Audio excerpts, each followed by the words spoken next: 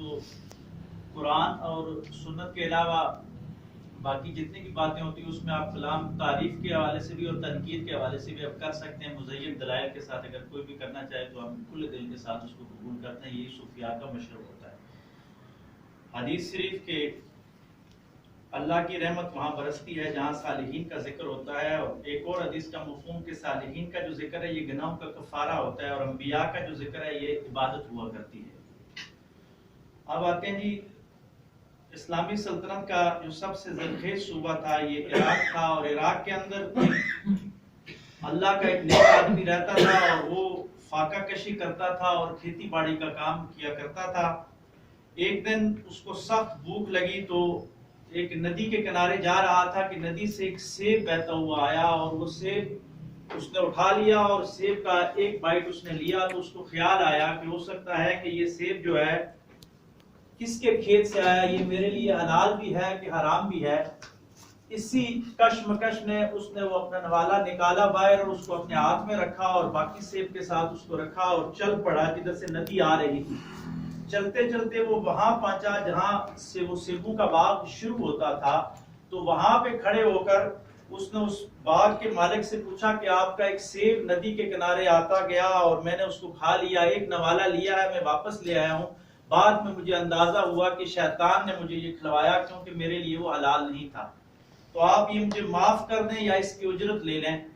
تو باغ کے مالک نے یہ کہا کہ اس کی اجرت یہ ہے کہ آپ پہلے میری باغ میں خدمت کریں کچھ عرصہ, اور اس کے بعد میں آپ کو ایک اپنی بیٹی سے نکاح کرواؤں گا جو آنکھوں سے اندھی ہے, جو پاؤں سے معذور ہے, چل پھر نہیں سکتی. اگر یہ شرط قبول ہے تو میں آپ کو معاف کر دیتا ہوں, اگر یہ شرط قبول نہیں ہے تو میں قیامت کے دن اس کا بدلہ لوں گا.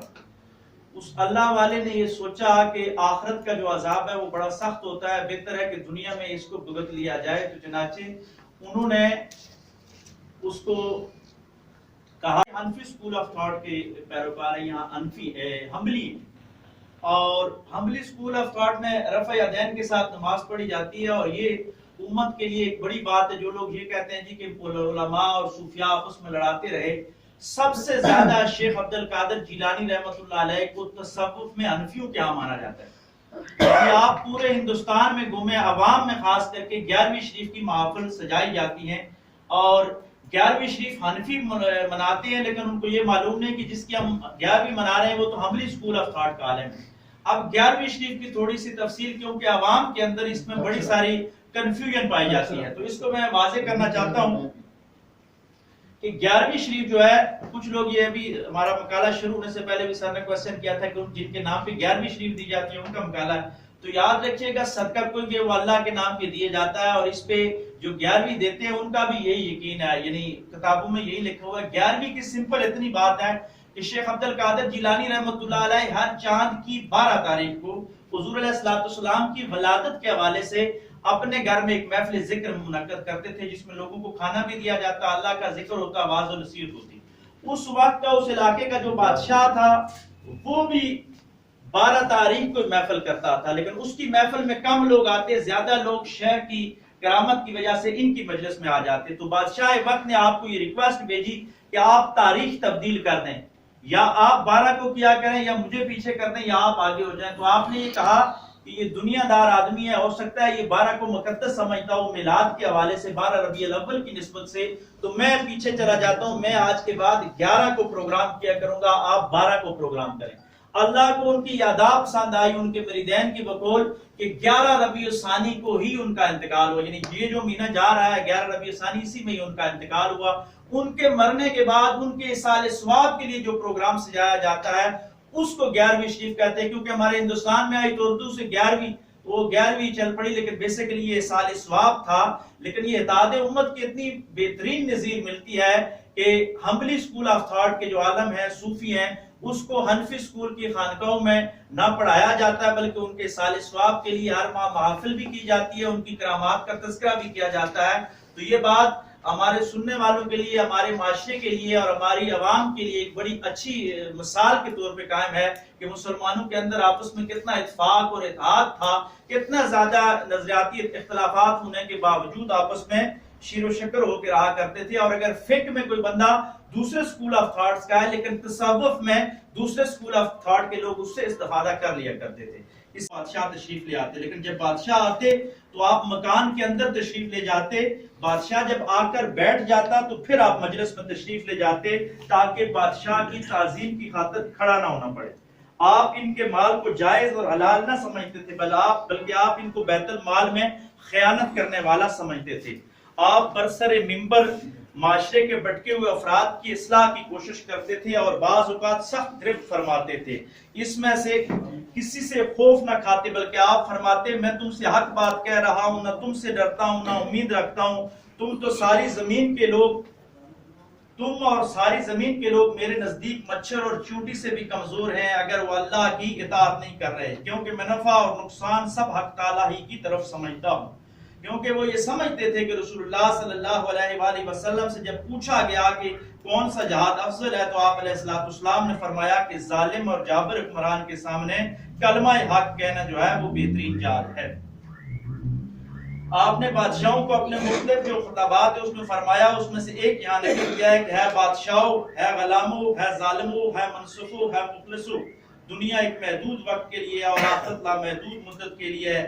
اپنے مجاہدے اور زہد سے اللہ تعالیٰ کے سوا سب کو چھوڑ کر اپنے رب کے غیر سے اپنے دل کو پاک صاف کرو. آگے فرمایا کہ تم اپنے محل کے ارد گرد کے پہرے داروں سے اس سے زیادہ ڈرتے ہو جتنا تم اللہ سے ڈرتے ہو. تم ان کو مال دیتے ہو اور ان کے لیے تحفے بیچتے ہو اس لیے کہ وہ تمہارے گھر کی خرابی اور تمہاری مہربانی سے مفتخر رہیں.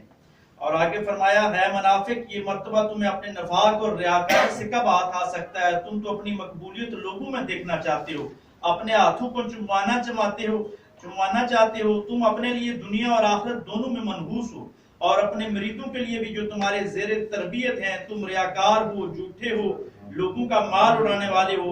جب غبار جٹے گا تو دیکھو گے کہ گھوڑے پر سوار ہو یا گدھے پر. یہ صوفیاء کو آپ مخاطب کر کے فرما رہے ہیں. بے علم صوفیوں سے خطاب کرتے ہوئے ایک اور مرتبہ آپ نے فرمایا کہ ہے گھروں اور خانقاہوں میں نفس, طبیعت, خواہشات نفسانی اور علم کی کمی کے ساتھ بیٹھنے والوں, تم پر لازم ہے کہ علم پر عمل کرنے والے شیوخ کی صحبت اختیار کرو. تم میں سے بہت سارے حرص اور لالچ کا شکار ہیں, اپنی خانقاہوں میں بیٹھے مخلوق کی پوجا کرتے ہیں.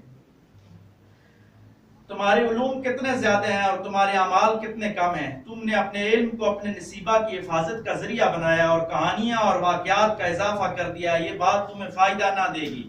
اتنی اور حدیث قسطیں ہونے لگی تھی. ان کے وصال کے چند سال کے بعد پورا عالم اسلام عیسائیوں کے یلغار کے مقابلے میں سیسا پلائی دیوار بن کر کھڑا ہو گیا. حضرت شیخ کی وفات 561 ہجری میں ہوئی اور اس کے 3-4 سال بعد ہی سلطان صلاح الدین ایوبی نے صلیبیوں کو شکست دے دی اور اس کے کچھ عرصہ بعد ہی شہاب الدین غوری نے ہندوستان میں بت پرستوں کو روند کر اسلام کا پرچم بلند کیا. حضرت شیخ کی تمام کرامتوں کو اگر ایک پلڑے پہ رکھا جائے اور دوسرے پلڑے پر ان کی کوششوں کو, جس کے نتیجے میں ہزاروں بٹکے ہوئے لوگ راہ راست پر آ گئے اور گلشن اسلام میں دوبارہ بہار آ گئی, اسلام کے اصل عقائد اور تعلیمات واضح ہو گئی, امت مسلمہ عمل و جہاد کی طرف لوٹ آئے, تو یقیناً یہی پلڑا باری ہوگا, یہی آپ کی سب سے بڑی کرامت مانی جائے گی. لیکن حضرت شیخ کی دوسری کرامتوں کے مقابلے میں ان کی اس کرامت کا بہت کم لوگوں کو علم ہے.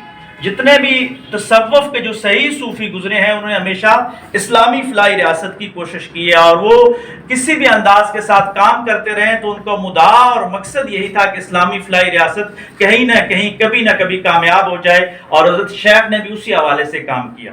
اب آپ کی شخصیت اور معمولات کے حوالے سے تھوڑی بات کرتے چلیں کہ آپ نازک بدن اور درمیانہ قد تھے, رنگ گندمی تھا, سینہ کشادہ تھا, داڑھی طویل اور گنجان تھی, آواز بلند تھی.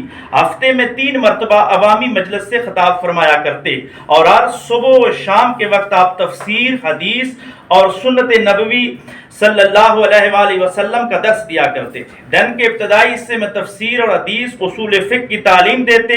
ظہر کے بعد قرات کے ساتھ قرآن مجید کی تعلیم دیتے. ظہر کی نماز کے بعد آپ فتوے کا کام بھی انجام دیا کرتے تھے. دور دراز کے شہروں اور ملکوں سے جو سوالات آپ کی خدمت میں آیا کرتے تھے ان کے جوابات بھی تحریر فرمایا کرتے تھے۔ آپ امام شافعی رحمہ اللہ اور امام احمد بن حنبل رحمہ اللہ دونوں کے مسلک پر فتوے دیا کرتے تھے۔ آپ کی ذات مستجاب الدعوات، رقیق القلب اور علم دوست تھی۔ ایک طرف آپ روحانی علوم کے حامل، عارف باللہ اور باکمال صوفی نظر آتے ہیں، تو دوسری طرف سنت رسول صلی اللہ علیہ وآلہ وسلم کے پابند، فقہ و حدیث کے استاد، مفتی، مصنف، مصلح، مبلغ اور مجاہد کی حیثیت سے بھی نمایاں نظر آتے ہیں۔ آپ سید ہونے کی وجہ سے صدقہ لینا آپ کے لیے جائز نہیں تھا، ہدیہ بھی بہت مشکل سے قبول کرتے تھے، کیونکہ ہدیہ دینے والوں کو اس بات کا ثبوت پیش کرنا ہوتا تھا کہ اس کا مال حلال طریقے سے کمایا ہوا ہے۔ حضرت شیخ کے پاس جب کوئی ہدیہ آتا تو آپ سب کا سب یا اس کا کچھ حصہ